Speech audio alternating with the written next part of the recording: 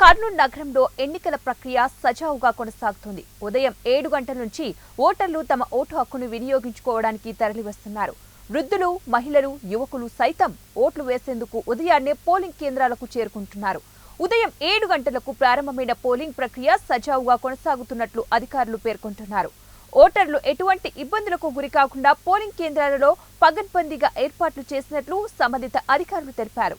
Polling కేంద్రాలతో తమ vote హక్కు వినియోగించుకోవడానికి ఓటర్లు భారీ సంఖ్యలో క్యూ కట్టారు.